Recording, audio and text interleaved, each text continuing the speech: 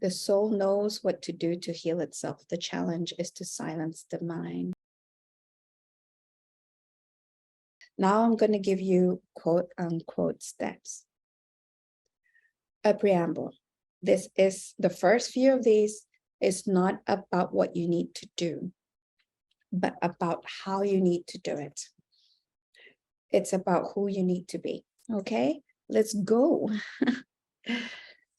So I would urge you to first try to be curious. Wonder about yourself without having a preset idea of who you are at this point. You've picked up so many ideas of what you could be. You could be thinking that, oh, I'm an introvert, I'm an extrovert, I'm an omnivert, I'm shy, I'm soft, I'm gentle, I'm aggressive, I'm adventurous, blah, blah, blah. All of these ideas that you collected and you have signed a contract with yourself. This is who I am. And that contract means if you let go of that version of you or that part of you, have I been lying to myself all this while? No, it's not that. Is that you picked that shyness up or introversion or extroversion or helpfulness because it helped you operate in the world at the time, right? But now is a different world. You have experience, you have years, you have learned, you have encountered people, you have exposure, all of those things. Do you still need to be those things that you think you are? Is there a way for you to be curious and see if those things still serve you? Do they help you now? Do you want to keep those concepts of you? Do you still want the same things as you did when you were 6? So when we can approach the question of who we are with openness and curiosity, there's no pressure to get an answer, and there's no pressure to conclude. You don't have to suddenly decide, oh, you're not a shy person after all. There's no heaviness towards getting to like an end, like a set point. Realize that we as humans are constantly evolving. So once we settle on that idea, now we can return to being curious whenever we examine ourselves. So you're like, being curious is not a step. Oh, yes, it is. In a way. The first exercise is about failures, and because failures often reawaken us to who we are and what we want. And our greatest mistakes often carry our largest lessons. Okay, we're designed to make mistakes. So turn your wounds into wisdom. And these are the questions that you might want to ask yourselves.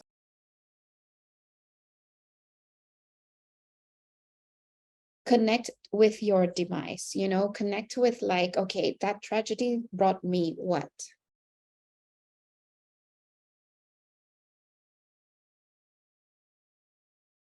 And the second exercise is, if you believe, and you have to suspend all disbelief about this, everything that's happened to you, even the worst things that's happened to you to this point, is all preparation.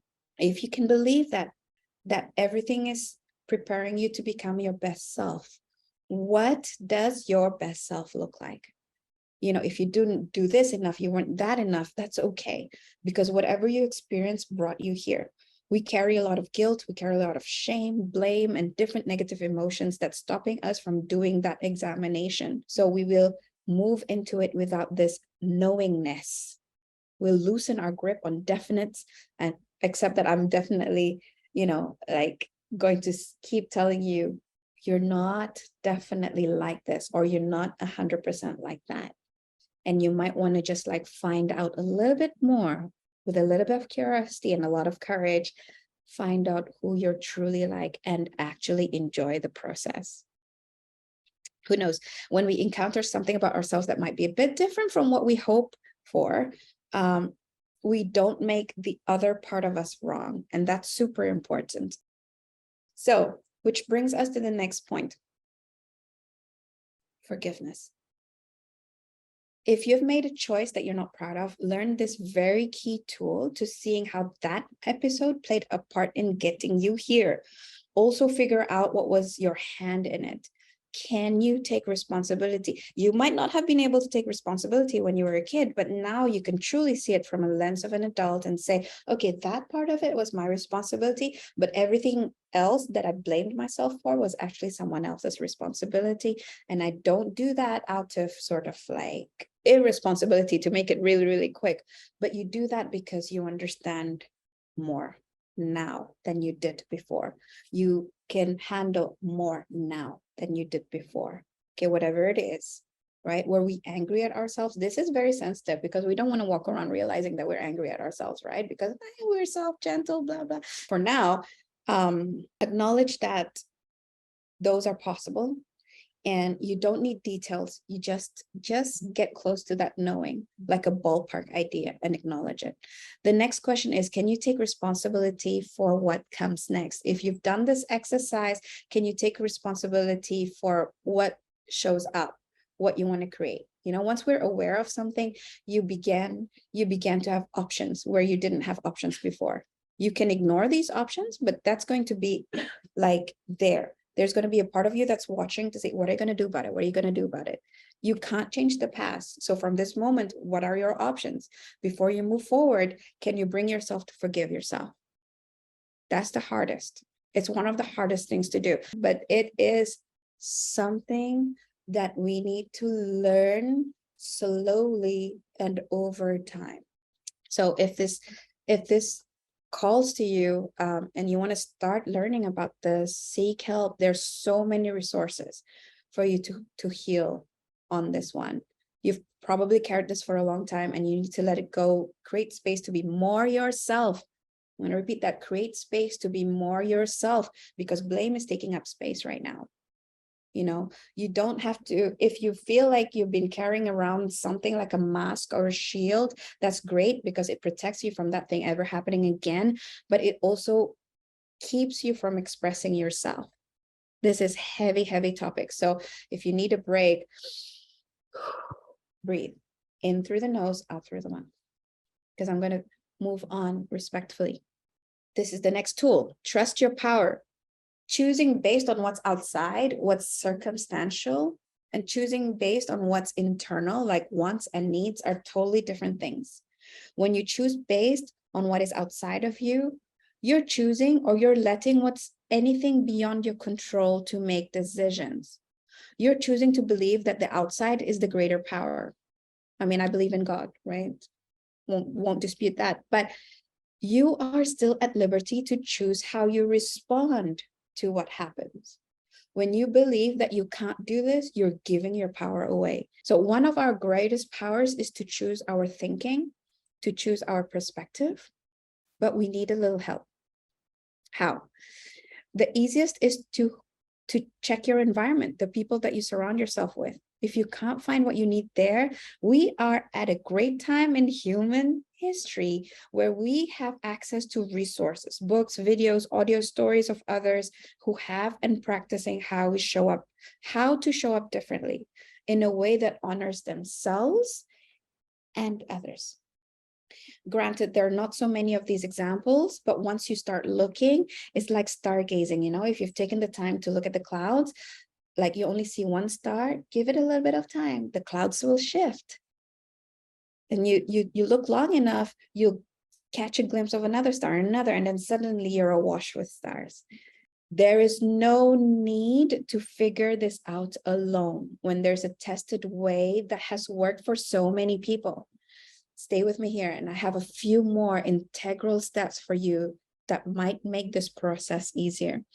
My coaching mainly works on this last point, reminding people that they have the power to choose, the power to create. Creators, create! And whatever circumstance that you're faced with, you can start to create the habits that allow you to see this ability to create, to see your power and put it to work, you know, to grow your creator muscles. That's what I work with. An integral component in my coaching is buddying up. Get a buddy, if not within the coaching group, then, you know, in your environment. to hold you accountable, to reflect with. People are mirrors, they reflect.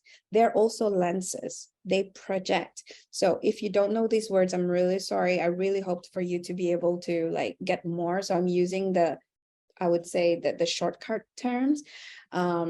So we are able to recognize what's outside, only what we have inside. We are only able to see what we have in us, right? So if you see something in your buddy or in a friend or someone you don't know that you like, chances are it's something that you have within you, whether you practice it, whether you express it or otherwise. Similarly, if you see something in others that you don't like, makes you angry, people project what's in them, but you can only see what you are, which means you can only see what is reflected back at you of yourself. So choose a buddy to work with carefully. Be mindful. But don't do it on the sly. Like if you don't know that person, you're not sure, you just want to like check it out, okay, fine. But the moment you're ready, state your intention. Say, hey, you, like, look, I'm on this journey and I want to do more. Do you think that we could buddy up? Because I want to learn about resilience. I want to learn about being authentic. I want to learn how to speak my truth. I want to learn compassion, empathy, whatever it is. And I see that you have that in you, and I respect and adore that. In exchange, can we buddy up? Is there anything that you would like me to reflect to you that I might be able to, right? Get consent to go on this exercise with them. Also note that this could be new, and new means awkward. So it is going to be a heavy ask.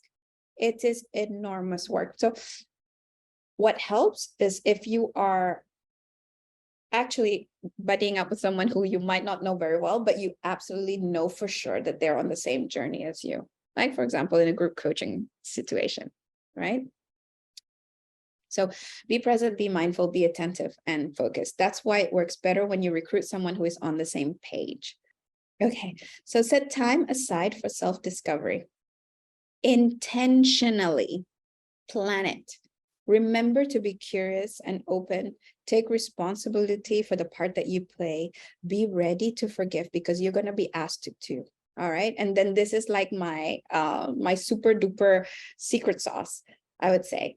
Build a fan club around you. This is so super important. You might be shy, but one way or other, we're all connected by what we seek. We're all connected anyways, but we're connected especially by what we seek. So stop doing things that don't matter and only focus on things that do matter.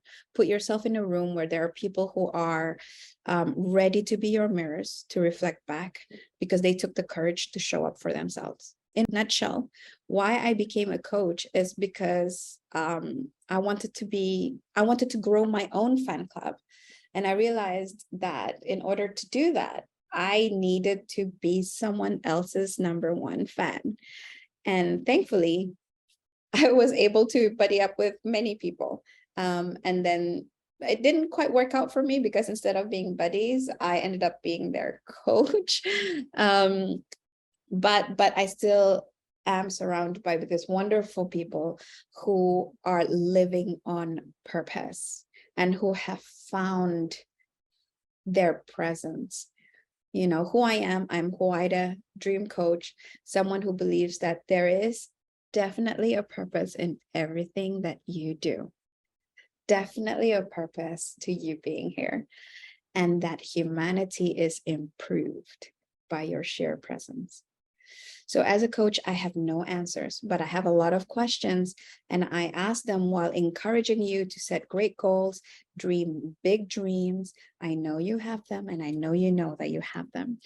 And as a coach, I remind you of your progress, and all of this is learning. All of this is allowing you to see your values and what matters to you, and what options that you have, because only when you're present and aware can you see actually, whoa, life does not just go this way. It can go this, and many other ways, right? Suddenly you have options, and you will be inclined When you know your values, when you know your priorities, when you know yourself, you will be inclined to make the noblest choice out of all the options that you have. The noblest choice is the one that's most aligned with the best version of who you want to become, because that's your choice, you know? Okay, I'm so glad that you showed up for yourself, super happy.